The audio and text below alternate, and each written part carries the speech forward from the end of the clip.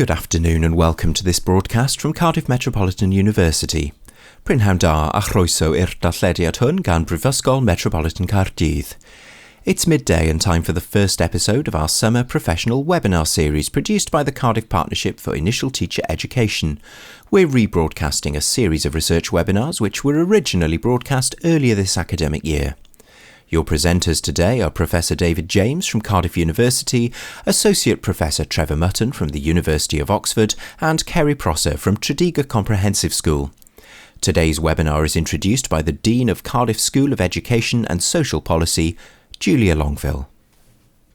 Welcome, croeso.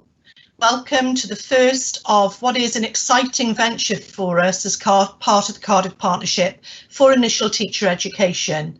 This is the first in our webinar series, focusing on how we can enable research to innovate and inform teaching. I'm delighted to be able to introduce our speakers today. We have Dr. Anna Bryant, our Director of Teacher Education and Professional Learning. We're also joined by Professor David James, Professor of Sociology and Education from Cardiff University, and Associate Professor Trevor Mutton, Director of Professional Programmes at Oxford University. We are delighted to welcome everybody to this, the first event in the series. As you know from the invitation, we will also be including a teacher panel, and that panel is made up of Ceri Prosser from Ysgol Gyfun Tredegar Comprehensive and Jenny Munslow from Glasluke Primary School. They will be introduced by our colleague from Cardiff Metropolitan University, Jenny. So many thanks everybody for joining us, and I'm now passing it back to Tom. So our first keynote presentation today is Professor David James from Cardiff University. Welcome everybody, thank you for joining, and it's a delight to be here. I'm David James from Cardiff University, and you can see, I think, my first title slide. This is a fairly brief first presentation, and my title is Getting Engaged, ? Research and Professional Practice. And I think the question mark's important because one of my main messages here, I guess, is that there's quite a lot of engagement to be entered into, although some very, very good progress already. Okay, so my next slide, please. Thank you. I think it's important to see the Cardiff ITE partnership and the role of research through the lens of some very far-reaching reforms to education in Wales. These reforms are multifaceted, they work on several fronts, and they are largely coordinated. But if we look at, in particular, the Welsh Government's reforms in regard to teacher education, we find a very, very strong notion that research, educational research particularly, should play a far more central role, not only in the programmes and what the student teachers come across, but also in the way in which the students themselves engage with the programme, and furthermore, that research should become a fundamental feature of the partnership that's delivering the programme. That means across colleagues in school and colleagues in HEIs that are involved in teacher education, working across. And this on the first slide there, you'll see one of the statements from a well-known report from the British Education Research Association and the Royal Society of Arts, which really nails the sort of viewpoint behind this move. And I'll just read it out because I think it's worth pondering on just for a moment here. It says, in order to be of the highest quality, initial teacher education needs its universities to provide strong research-led courses.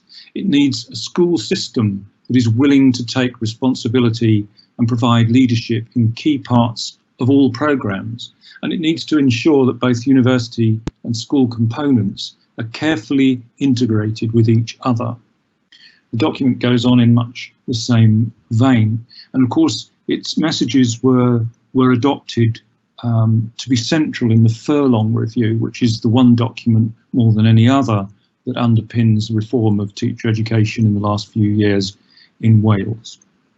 Okay, so that's where we're sort of coming from with the way in which teacher education was redesigned and the way in which it's now being practiced. Could we have the next slide, please? I want to offer a couple of thoughts about ways in which research, if we could call it one big thing for a second, might engage with professional practice and learning, and in fact already does engage with professional practice and learning in many corners of what we do, and certainly previously in other programmes to some extent. And if we just treat research as one big mass for the moment, I want to suggest that first of all you can envisage research engaging with professional practice and learning in a couple of ways to start with. One of these would be directly and the other indirectly or less directly. Thinking about direct engagement first of all, research might, as it were, engage with teachers themselves and their practices, teachers themselves and their development, teachers themselves and their learning.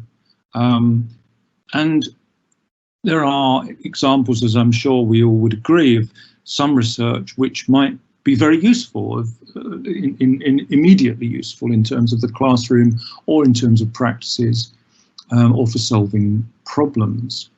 Another direct engagement that's possible and sometimes occurs with research engaging with professional practice and learning would be via leadership. So where we get a set of concepts about how, say, schools are run or how activities are coordinated, and we take from those ideas some major concepts. And some of those concepts that we already take, I have to say, if we're thinking UK-wide, aren't particularly research-based, as it happens, but some are. And then thirdly, research might have a direct impact on policy. It's far more common for it to be indirect, but sometimes it has a direct effect, where, you know, research on an area of the curriculum or something might affect the way in which that curriculum is reformed at a national level, say, and then finds its way through into what's being done in schools and what's on the list, what's not on the list. Perhaps even in the way we assess would be a good example of how research has an impact there. Over to the other side there, we've got indirect forms of the relationship, and it says they're indirectly, i.e. tasks or conversations which are. And I think the boxes underneath are meant to just suggest that research doesn't only have that sort of more direct, almost technocratic impact that I was implying just now. Research is also about the culture. It's about whether people feel able to question, to challenge, to have the tools to question what's being done around them. And we are all, I think, in the habit, in every institution of whatever kind, we're in the habit of doing things because they've always been done that way, or because somebody tells us that's the only way to do them, or because we think we might get into trouble doing them a different way. I think research contains, particularly educational research, contains a vast number of ideas and insights which help us to be critical as practitioners, which help us to be curious as practitioners, and which help us to be creative. And I suppose there's another C you could add to that or put across all of them, which is to challenge what we do and what others around us are doing. And not just for the sake of it, not to be negative, but to see if we're doing the best we can for our learners. Could we have the next slide? Thank you. This is a brief thought about what might happen the other way, in the other direction, if you like. You know, any relationship is about give and take, and it's between at least two things. So what about there's some thoughts about professional practitioners engaging with research. And professionals in their practice and their learning might, as it were, engage with research or inform research or participate in research in a number of ways. There's a little bit of a list here. It might include highlighting what is problematic or important or interesting. You know, if one is working in a school and regularly faces a problem or a difficulty, or even something that's highly successful, is it possible to feed that into some research that's being done, or a research awareness? Secondly, feeding into the design and content of actual research projects ought to be possible, and that's something that's going on now as we speak in the Cardiff ITE partnership. So, you know, this is another form of engagement. Thirdly, participating in research projects, being a participant, also something that's happening currently in the Cardiff ITE partnership. And then the last couple of suggestions there: feedback on research or to research, and the funders of research from professionals, from practitioners, which helps shape the agenda of research. And of course, the last one is actually doing research, however small scale or large scale, whether it's individual or team based, generating and setting up research. These are all things that practitioners can be to some extent involved in at some level. Could we have the last slide, please? So that's some thoughts about the initial way in which engagement might build between those two broad ideas. There's a few other things just to say before I close. One is that research is fundamental to any rich or deep conception of professionalism. And this is true in any field. I think in order to get what this really means, we have to consider what narrow or shallow conceptions of professionalism are. Quickest summary of that is that if we regard professionalism as simply doing a job well to a specification, important though that is, if that's all it is, then it's a very narrow, shallow notion of professionalism. A richer or deeper notion is a thought about the affordances of judgment, autonomy, and so forth. Second point here: researchers engaging with schools helps to keep some areas of research well attuned to the needs of teachers, learners, and leaders. Researchers have all sorts of ways of being attuned to these things, but involving those who really have their ear to the ground all the time is by far the best idea there. Thirdly, practitioners engaging with research helps them to continue to be reflexive, consider options and alternatives, and to share some areas of interest in practice more easily. So, you know, rather than experiences just being, as it were, nailed to their context, there are elements of them that can be more easily shared if one is engaging with those ideas from research at the same time. And finally, research can enable practices and traditional ways of doing things to be challenged, refined, maintained, or enhanced. And I think that these are examples of why we need greater engagement, why greater engagement is a good idea. So thank you very much, and I hope that made some sense to you. Thank you. That was Professor David James from Cardiff University. Next up in this evening's webinar is Trevor Mutton. He's an Associate Professor at the Department of Education in Oxford University and also Director of the Oxford Education Deanery.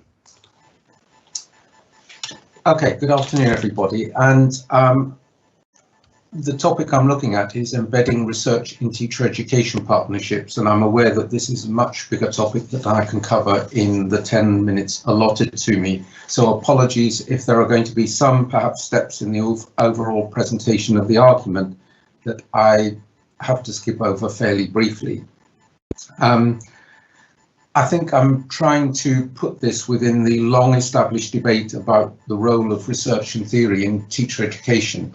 And throughout there will be the subtext that the role of research within initial teacher education and its importance, and how that is a catalyst for embedding research in teacher education more generally. So I think it's important to begin really, as David did, by, why does this matter, and then a little bit about how we go about achieving it.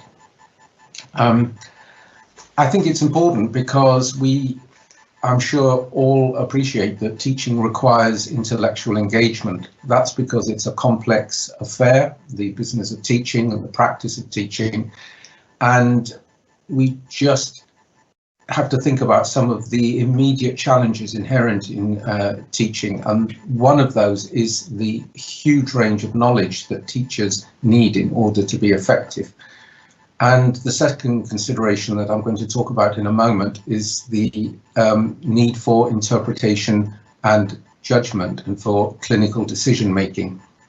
And here, just drawing on two researchers from the United States, particularly Walter Doyle, who a long while ago talked about the multidimensionality, simultaneity and unpredictability of the classroom. There's lots going on all at the same time, and there are going to be things that happen in classrooms that we can't predict and are not necessarily prepared for.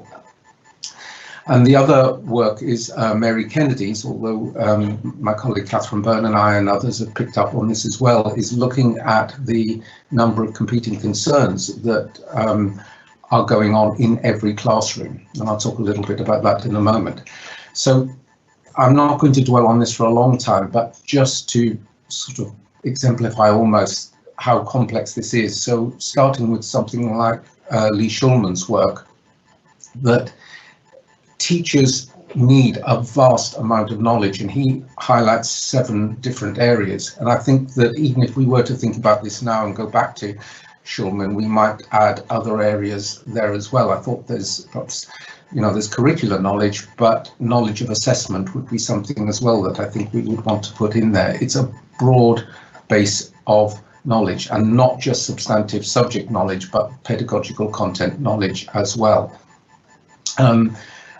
Following Schulman's work at Stanford, colleagues there went on to continue to look at this, and here some colleagues later summarized the knowledge requirements into 3 areas: knowledge of learners, knowledge of subject matter, and knowledge of teaching.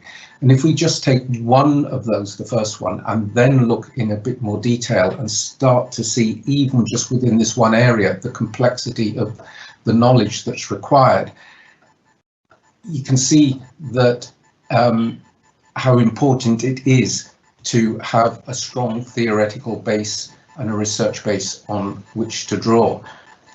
Needing to understand how young people learn and develop, general child development, individual differences, knowledge of diverse learners, previous learning, where the next stage of the learning progression, misconceptions, all of this is important. So Mary Kennedy talks about a range of competing concerns that all teachers have to engage with in the classroom, and she lists some of those here. We put them in the box on the right. But it's this prickly relationship between theory and research and practice, but we have to, of course, acknowledge that teaching is a practice. So theoretical insights are of no value unless they can be enacted in the classroom. But we also have to acknowledge that teaching is relational. It does have to deal, as Walter Doyle said, with multiple variables. And the key thing is it requires teachers to make moral judgments about how to arbitrate between these competing priorities and competing concerns.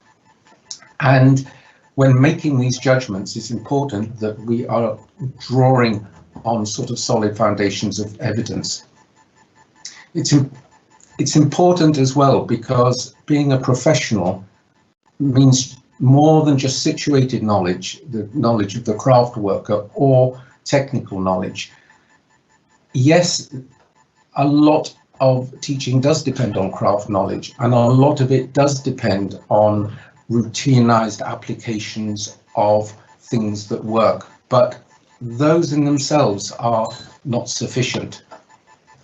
And what else is required? Well, Creveld and Turnage, two Australian researchers who work in Melbourne, the University of Melbourne, use this phrase clinical reasoning, and I think it's a really, really useful phrase they use. They talk about the analytical and intuitive cognitive processes that professionals use to arrive at a best judged ethical response in a specific practice-based context. That means that a lot of drawing on an incredible amount of professional knowledge, experience, theoretical perspectives, research, all of this has to come together, and I'm going to talk in a moment about how that might happen. It's interesting that David's first slide, he talked about the BERA RSA inquiry, and the next few slides are going to draw quite heavily on that particular inquiry. And the third reason it's important is because, as the BERA RSA inquiry concluded, research should be at the heart of teaching. So this is the teacher as a professional, not just as a craft worker or an executive technician, but actually as a whole rounded professional. And the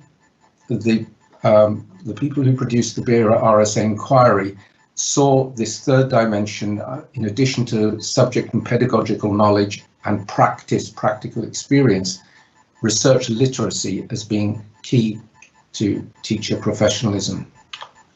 And so one of the papers, the BERA RSA inquiry commissioned 7 papers, and one of those was written by Philippa Cordingley, and she was also involved in another piece of work with other colleagues. And both of these were reviews of teachers' professional learning, and they, I suppose understandably, because Philippa was involved in both pieces of work, came to some similar conclusions.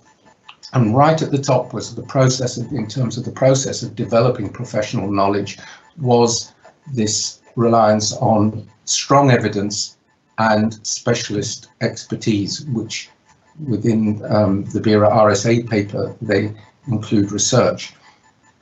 And further down, just in the BERA RSA paper, is that there needs to be a concern with why things do and don't work in specific contexts. You know, that understanding of why some things will work in one context but not in another is important. And I think both of these mean that there has to be a reliance on research knowledge.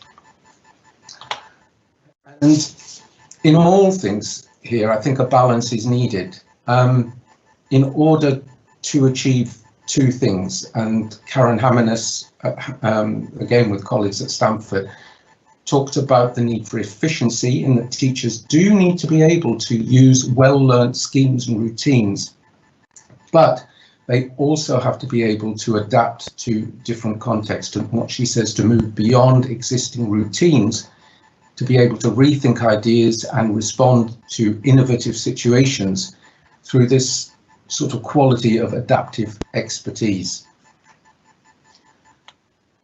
So back to 2 more papers from the BERA RSA inquiry, just to try and give a little bit of a flavour of what I mean, and then bringing that all home to the Cardiff Partnership.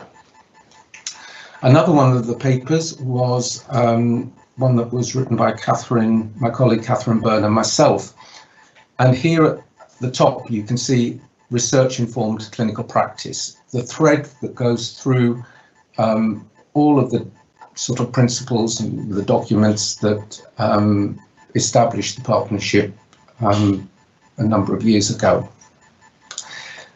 And I think it's not just about practice and practical experience of beginning teachers. It is about clinical practice, the opportunity to draw on different sources of learning, to work with expert practitioners, but looking too at research-informed clinical practice as almost sort of the goal. So Catherine and I looked at programs nationally and internationally that seem to exemplify a model of research-informed clinical practice, and came down with a I suppose, a summary of what we would find in these models. And in terms of the first bullet point, it's almost starting at the end, that there are two contexts, the school and the university, and there will be different kinds of knowledge generated and validated both within schools and within the university. But a research-informed clinical practice model enables there to be an interaction between these sources of knowledge and to a deep sort of interrelationship between the two. Now, why do we need to do that? Because the beginning teacher needs then to be able to interrogate practice in relation to theory and theory in relation to practice in order to bring them both to bear in their informing the teacher's responses to their classroom practice. And the little illustration on the side is to show that this is basically a dialectic process. There's a constant interrelationship between theoretical perspectives and practical perspectives, that one interrogating the other. As I was doing it, I looked at it today and I thought, oh yes, this could almost be a metaphor for what's happening in the United States with the red and blue, and the question being whatever is going to happen, but that's not what its purpose is here. So how can this work in initial teacher education partnerships? Well, I think by structuring the learning through careful sequencing, and all of us who are involved in initial teacher education being aware of these processes. So yes, things will be introduced at the university. They will then be played out, enacted within school-based activities, but then perhaps brought back to the university for reflection and further discussion. Or it can be the other way around, that things that beginning teachers are doing in school can then be brought out of the school and discussed and interrogated and compared and contrasted with the experiences of other teachers in other schools, and the synthesis of that learning being taken forward to teachers trying new things out in their classrooms. So the final paper, and I'm about to draw to a close, was just, I thought, one that was useful to highlight, that David Leet and Rachel Lofthouse and Anna Reid from Newcastle produced, and reflecting a little bit what David was saying earlier, that research can be seen in different ways for practicing teachers. So as a body of knowledge, which teachers have an essentially passive relationship with, but also as a professional learning process, exemplified in that lovely slide that David showed us earlier. But also, research is a social practice, and leading to that criticality that David also talked about, but that can have repercussions for teachers' identity, and it can put people actually in a difficult position within their own institutions, because as they perhaps respond in different ways to different ideas and different ways of thinking, that can be challenging both personally and institutionally. So thank you for listening, and I think I'm now handing over to Anna. Okay, pnawn da I chi gyd. It's a pleasure to be here today as part of the introduction to this first in a series of the research webinars at the Cardiff Partnership. It's a privilege to really work with you all in the partnership, and really to share the stage today with Ceri, Jenny, David and Trevor. Essentially, my position and how I see research and inquiry has really been influenced by my research interests around physical literacy, physical health and well-being, and professional inquiry. But equally, my experience as a PE teacher in a Welsh medium school. In particular, there's been one project that's really influenced my career and the way I think about research and inquiry in a school context, and that is the National Professional Inquiry Project, or NPEP. And it is this project I intend to speak today. As such, the purpose of this brief presentation is to provide you with an insight into the Cardiff Met journey on the Welsh Government-funded NPEP project, and then secondly, to consider what can we learn from NPEP at the Cardiff Partnership to to essentially support the research-informed clinical practice model that Trevor referred to. I hope really today that it'll help us today as a partnership to ask more questions, and this is really the starting point to an ongoing discussion around research and inquiry in schools within the partnership. I think in addition to the Cardiff Partnership, our vision and value has been important to the context here. I think in addition to this, it's the backdrop as to the Welsh education reform, which is well documented, we're all very familiar with. And this includes the development of a new kind of teacher professionalism, for example, the national approach to professional learning, and the realisation of the national strategy for education and research and inquiry. So the Cardiff Met NPEP project team has really truly been a team effort. Its team, I think it's quite unique. It's interdisciplinary because it's come across 3 different schools: School of Education, Art and Design, and Sport and Health Sciences. And the project team has included David Egan, Bethan Gordon, Dave Aldous, Jemmy Clements, Gareth Loudon, Gemma Mitchell and Judith Neen. And I guess the NPEP journey that we've undertaken has included several different steps where we've worked with lead inquiry schools across Wales. The first phase included where we worked particularly with health and wellbeing and expressive art context with schools across Wales. In phase 2 then, 2019 to 20, we looked to develop the professional learning pioneers as lead inquirers. And this in particular, we worked really closely here and collaborated and got good relationships with EAS and Central South Consortia. And then the third phase of the project is the next phase of 2020 to 2021. So I'll just talk a little bit now around the second phase of the project. And I guess a key feature of our approach has been to empower the teachers on their professional inquiry journey, thus really reflecting the notion of teacher agency. As such, we've appreciated that many of the teachers in the second phase were already come into this project with a year of experience and had some really good experiences of inquiry. So the approach we took was to conduct initially a 3-day enrichment programme from September to October 2019. And here we really took the lead inquirers through the inquiry process or the research process, and with sessions that included creating inquiry questions, review of literature, the inquiry design, methods and ethics.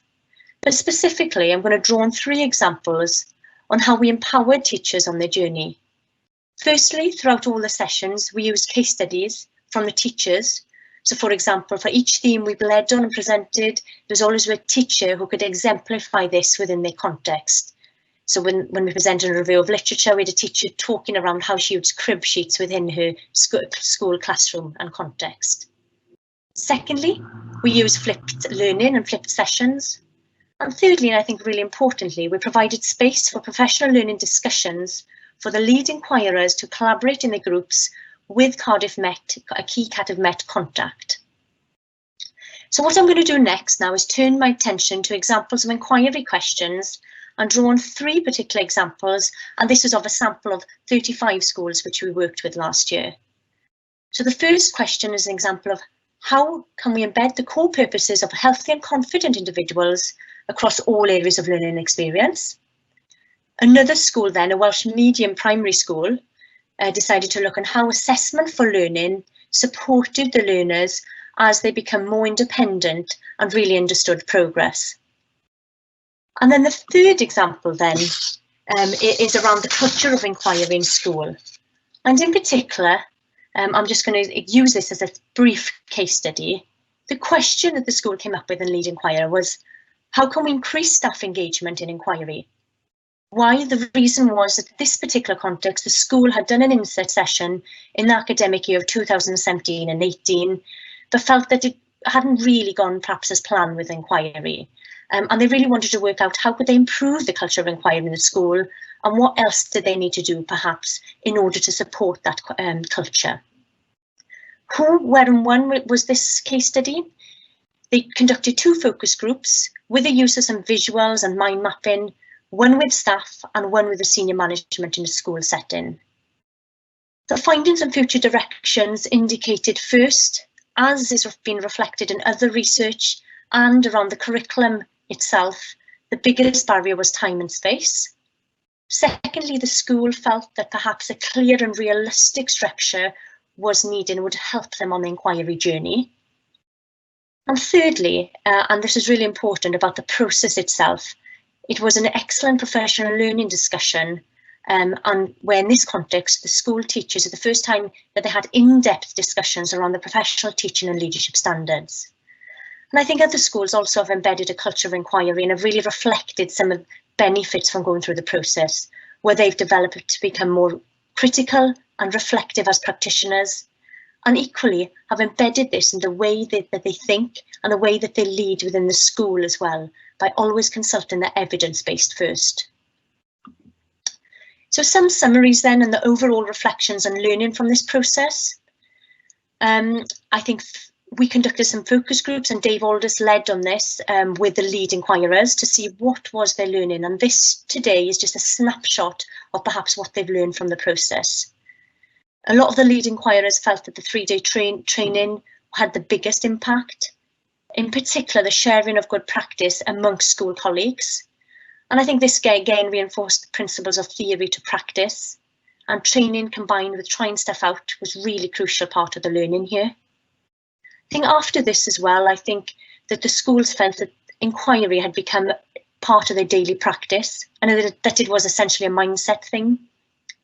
Another key tip that they were proposing to schools is that it's really important that not to rush into inquiry and really take that time at the start to think about questions and research methods that are reflective and meaningful to the school context. Finally then, inquiry and inquiry questions and the process is a very messy one, and it's complex also, and that's okay. And we just need to talk about those complexities and I guess the messiness.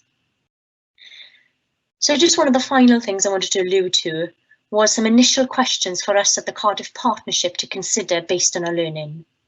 So I guess some of these questions are, how can we as the Cardiff Partnership create time and space to discuss and do inquiry? This includes important initial discussions on what is the purpose of inquiry and getting that time and space to do that. How do we as the Cardiff Partnership and understand teachers and our student teachers' past experience of inquiry? Thirdly then, where can we embed case study examples of teacher and student teachers' professional inquiry? How do we use and frame inquiry in an appropriate manner when we engage new staff and schools within it? And then how do we help promote inquiry so essentially it's flexible to fit around the school context and be meaningful to the school? And I guess today, for me, it's only the starting point of a discussion. Hopefully within further webinars, we're able to discuss some of the principles of professional inquiry from the NPEP project that Dr. Jenny Clement has led on, and how perhaps this might relate to the Cardiff Partnership. I guess hopefully also, I've skipped a slide there, hopefully that we can also look at teachers inquiry and how they actually engage within this new paradigm, and look at some of David Egan's work and how what does a teacher's inquirer look like within this new paradigm? That they're collaborative professionals, research informed, autonomous professionals, just to name some. I guess then, and I've just included, just to sum up, a link to our professional inquiry booklet that some of the lead inquirers have used last year, and this link is on Hub and the link is here, but we can also put it on our team site as well for you. So just diolch yn fawr iawn I chi'n wrando heddi. I look forward to hear some of your questions later on in the chat. Thank you very much. And here are just some of the references. And that was Dr. Anna Bryant from Cardiff Metropolitan University. Now it's time to turn to our teacher Q&A panel. We were hoping to have Jenny Munslow from Glasgow Primary School. I'm very sorry we haven't been able to get a lineup to her today, but we're very pleased to welcome Ceri Prosser from Tredegar Comprehensive School. And the question and answer is going to be facilitated today by Dr. Jenny Clement from Cardiff Metropolitan University. Thanks, Tom. Good afternoon, everyone. So, as Tom said, for this next section, we're joined by some school-based colleagues. Unfortunately, Jenny can't be with us, but Ceri, I'm sure we're going to do a fab job, just the two of us. So I've got a couple of questions and I'll just dive straight in. So the first question, Ceri, could you tell us what inquiry and research looks like for you in your school? Yeah, no problem. Hi, Jenny. So inquiry in our school is pretty simple. Firstly, it's collaborative, a real team effort that we can all benefit from. Secondly, it's relatively short and sharp inquiry that's focused on us, our school, our classrooms, our teachers and our learners, and most importantly, it has an impact on our practice. So it has a purpose and is really meaningful. Thirdly, it's high impact but low risk. So findings don't always have to be positive, and we need to know things that have little impact as well as having big impact. For me, all these three things are really interrelated. So inquiry cannot and should not be shoehorned into a school because somebody has told us we need to complete some professional inquiry. It needs to be authentic and it needs to have a clear rationale. It needs to be part of the culture of the school, and that can be a real challenge to get that started. Now, in our school, our motto is working together for success and having some ysgol-gyfun Tredegar Comprehensive School pride in all that we do. So we ensure that those aspects of our school are lived and we, as we say, not just laminated. And I quite often use the analogy that school is like a jigsaw puzzle, and every single person in the school community holds a piece of the jigsaw puzzle. And for us to be successful, everyone has got to put in their piece. So some members of the community will need some help, support and guidance to put their piece in, but all will make a really valued and vital contribution to our school. So it's vital that we share what we learn, we find solutions together, we celebrate success together, and we have pride to ensure that we are the very best that we can be. And this is where inquiry comes in. In terms of the structure of our inquiry in school, we use, as Cardiff Met, promote the spiral of inquiry model as our foundation. We use this model to seek understanding and solutions to problems and challenges that we find in our school community. We also use this model because it requires collaboration, so it fits into our school perfectly. In terms of our sharing our findings, as I said at the start, we ensure it's short and sharp. We go along the line of inquiry on a page, so that can be shared easily. It's not onerous for staff, and there's always time then to share those findings. So that's been our approach so far. That's really lovely. Thank you, Ceri. I love that analogy of the jigsaw. I think that's really nice to include everybody in that overall picture. So the second question really focuses more on the challenges. It's a new approach. So if you could talk to some of those challenges that you found as a school. Yeah, no problem. So first and foremost, and I think this is a regular occurrence in schools, is to remove the panic and fear that the word research creates. And quite often, research can link back to people's university days and the thought of a dissertation, and the thought of that for a teacher, you know, is not great. So it was ensuring that staff had nothing to fear, really, and we did that by ensuring, as I said, a low risk environment, and it didn't matter what the experience of research or professional inquiry was, that we could all help each other, and it was a real team effort. We ensured we role modelled what professional inquiry could look like to ease those initial fears.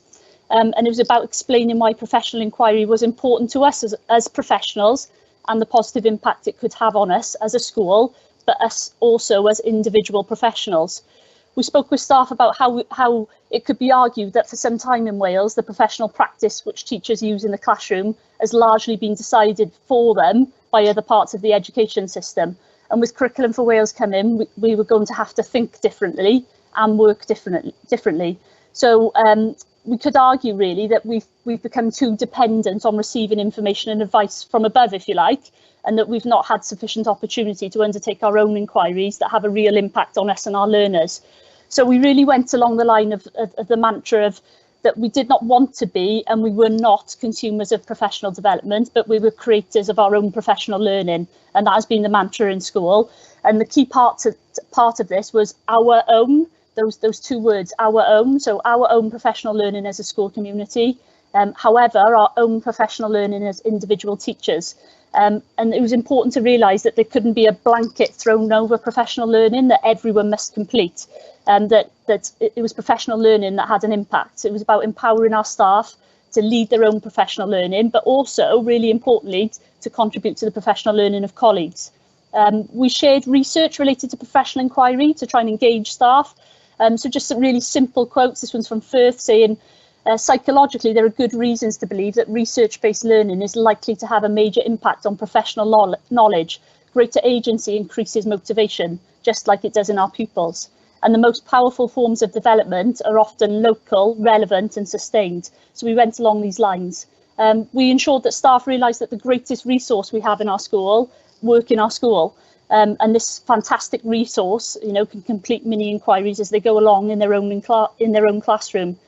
The major challenge, and I think it's already been mentioned this evening, for us was ensuring the right conditions to conduct inquiry.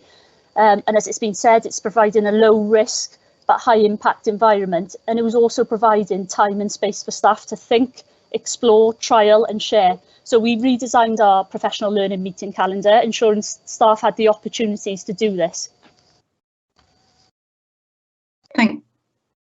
Thank you, Ceri. I think that's another really fascinating insight.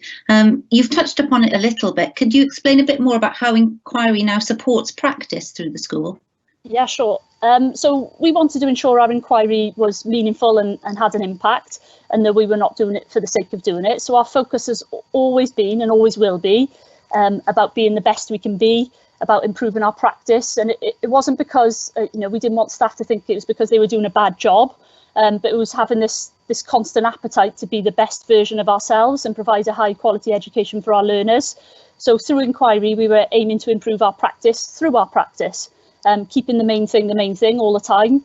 It's relevant, meaningful and has an impact. So through inquiry, we seek to understand the solutions to common problems or challenges we face. And quite often the challenges one colleague faces is the same or similar to a challenge another colleague faces within the school or maybe just down the corridor. So capturing what we were doing and sharing this supports our improvement journey for all of us.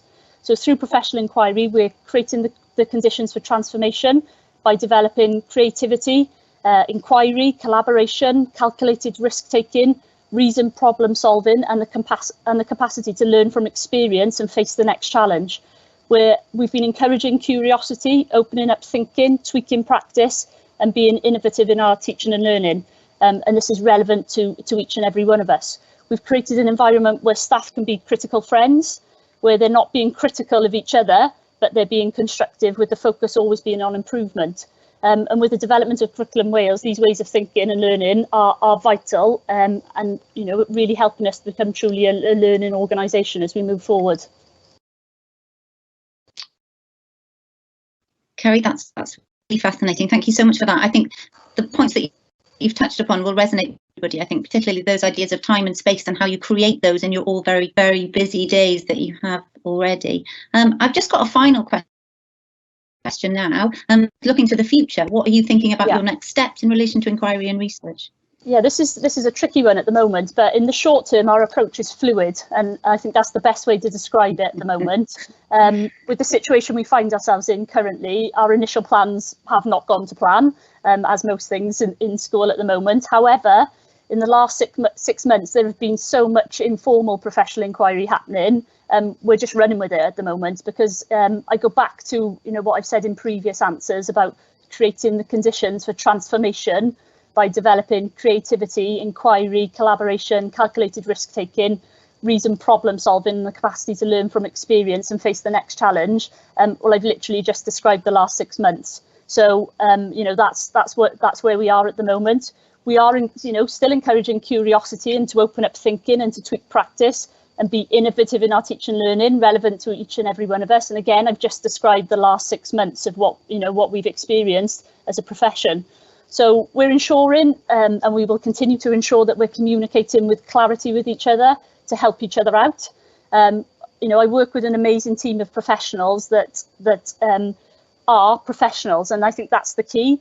They have been so agile and found solutions to so many problems in the last 6 months. It is unbelievable. So much inquiry is happening. It is truly, outstanding. So for me now, the time is to trust and support our profession as there's so much going on. We are a lead partner school in the Cardiff Partnership, and I'm very excited about the professional inquiries that the student teachers are embracing and starting in their own professional journey. And for them to come into the profession with fresh eyes and into the situation we're in at the moment, I think it is quite exciting. And of course, our staff will be supporting them along with their inquiry. So that's where we are at the moment. Thank you, Ceri. Honestly, that was that was really fascinating. And as I said before, I think will resonate with a lot of people in the audience experiencing the same thing. So thank you. I can't thank you enough. In fact, that was really, really interesting. Anna, can I hand back to you now?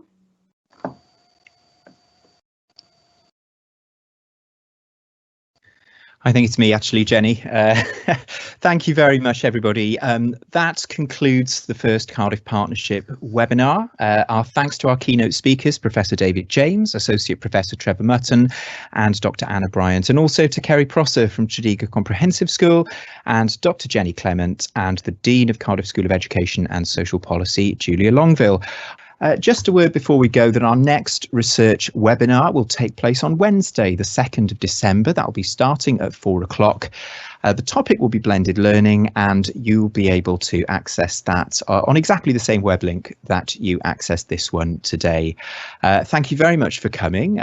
We hope you enjoyed it, found it thought-provoking and interesting, and we hope to see you again next time. Thank you. Good evening, everyone.